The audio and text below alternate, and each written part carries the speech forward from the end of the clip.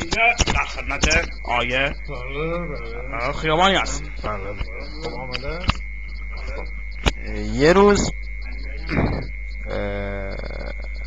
آقای فردوسی پور همه گزارشگرها فوتبال دعوت کرده بودن منزل به ساعت شام. گزارشگر تازه بود که با آقای فردوسی پور آشنا میشدن. آقای فردوسی هرچی تعارف میکرد که غذا بخورین کسی توجه نمیکرد و خجالت میکشیدن. آقای فردوسی پور نرمه گفت آقا تو رو خدا طرف نکنین در خیلی غذا درست داره برای که هست مرغ هست تو رو خدا آیه علی پرچما که سویلا از همه گنده تر شما حداقل طرف نکن شما بکش. من قول میدم واقعا قول میدم که در واقع هر از این سفره استفاده خواهند کرد. بعد اول نفر آقای علی فرود گفت بسم الله الرحمن الرحیم به نام یحسن پاک. خب پشت محبته 5.5 متر سفره تعارفی در کار نیست. این برنج، این مرغ، این سالاد و دونوشابه که در تکان خطنده سفره قرار گرفته مال من هست و به خوب به کسی هم که نمیزن. بعد نوبت رسید با آقای شفیع. آقای شفیع گفت کم کم 20 دقیقه و 25 ثانیه 26 ثانیه 27 ثانیه 28 ثانیه از غذا خوردن من داره سپری میشه. آقای خیابانی بدون رو درواسی خدمتت عرض میکنم اون رون و اون سینه مرغی که تو کشیدی بده به من تو لالا بعد گردن و بال بخوری چون تجربه من این اجازه رو به تو نمیده که پیش قدم باشی. بعد نوبت رسید با آقای بیروان. آقای بیروان خیلی زرنگ بود. گفت امروز آقای عادل خان فردوسی پور با انجام چنین سفره‌ای میخواهد ما را فریب بدهد که خودش به مسابقات جام جهانی ژاپن و کره برود و بنده که این همه سال سابقه در این سازمان داشتم و بسیاری از نمازهای جماعت را حتی بدون وضو خوانده ام در این جایی که به همراه گروه ورزش رفتم تا فولادچر اصفهان بیشتر نبوده است. بنابراین به گزارشگر تبریز هم گفت به هر کل انصاف بنده همچین سفره رنگارنگ و زیبایی رو در شهر تبریز به یاد ندارم. انصافاً جای علیرضا پژمان و اسدالله توکلی روی این سفره خالی است. بعد آخرین نفرم آقای خیابانی بود. آقای خیابانی هم گفت بله واقعا هم سفره رنگارنگ قشنگ و بسیار زیبایی است. همه چیزم روی این سفره هست، همه چیزم هست، اما حیف که جای یه حسین رضازاده و پرچم قشنگ کشورمون روی این سفره دیگه خالی است که دیگه ایران بکنیم دیگه نیست، واقعا نیست. اما علی دایی کاپیتان تیم ملی بنامه قول سلام میکنم خدمت شما بینندگان عزیز و علاقه‌مند به فوتبال. خیلی ببخشید یه زمانی که علی دایی تا زمانی که گل میزنه و خیلی خوب بازی میکنه نمیدونم که به شما بگم که دایی چطور اون موقع خوب بازی میکنه، ولی بعد هم که یه موقع دایی دیگه یه گل نمیزنه یا 2 بازی یه گل میزنه همه خیلی ببخشید میگن علی دایی بد بازی میکنه. نمیدونم علی دایی پیر شده و این حرفایی که خیلی ببخشید پسر من بوده. اگه خیالی داشته باشید خیلی ببخشید جواب میدم خدمتتون. آقای دایی تا کی میخواید تیم ملی بازی کنید؟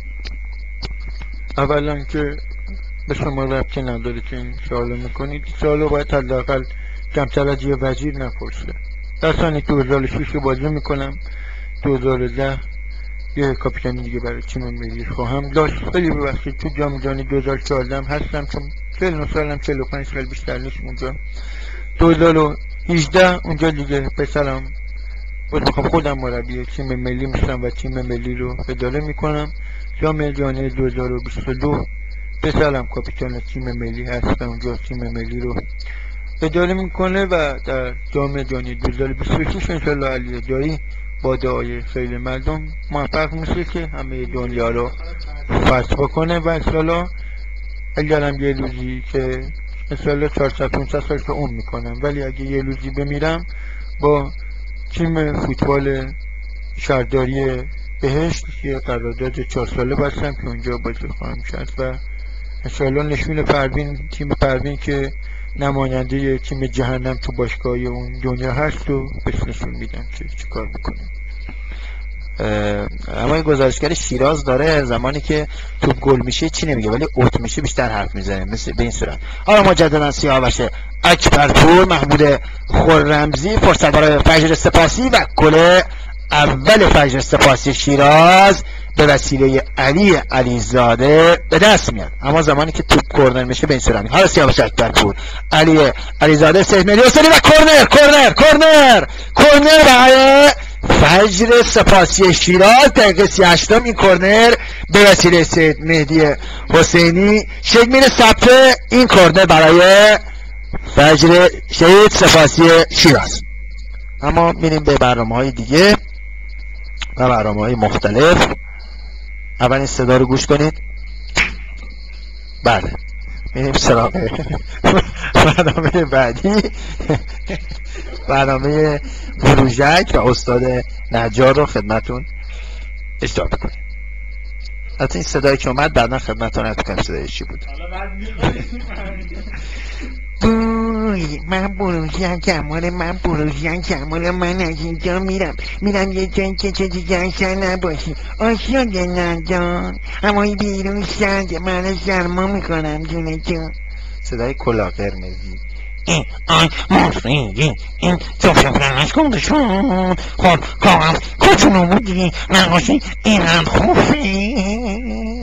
صدای لورر و هاردی. ای گلی اینقدر گله کرپازی در نیار، یک باتون باده بانان رو بکش بالا، کشتی الان غرق میشه.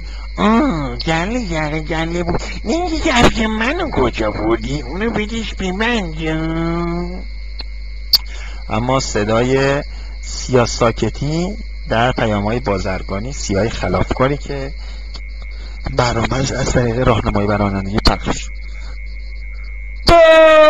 سلام هوتی جون اگه فرمایشات جنابالی تموم شد ایده بدید ما یه خورده کلاک بداریم. اون بور از خیابون چند مرحله داره.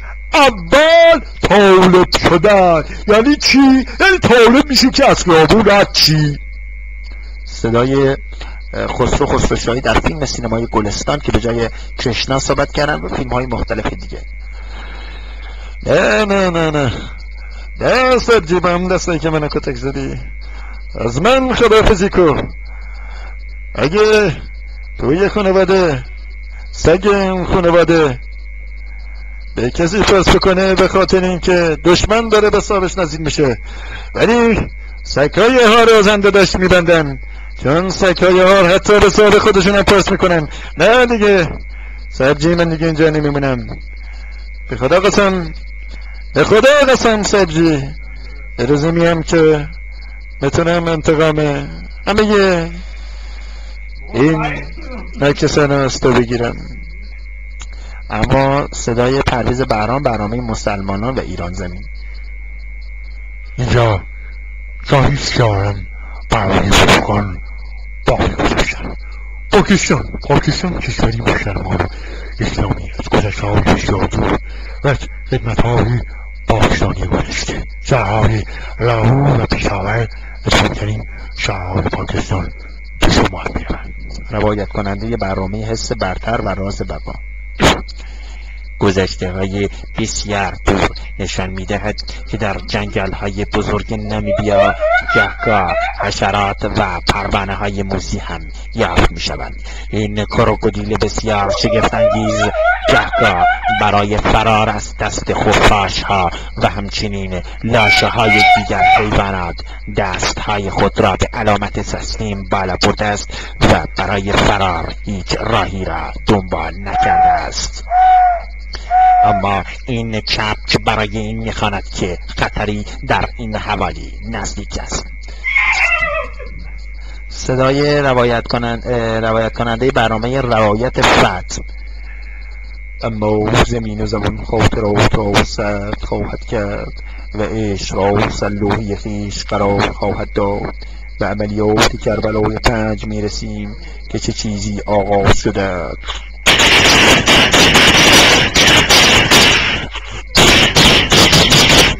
اسیر و زخمی و بی دست و پایم فقط ها این چه سودا بود با من. در باغ سعادت را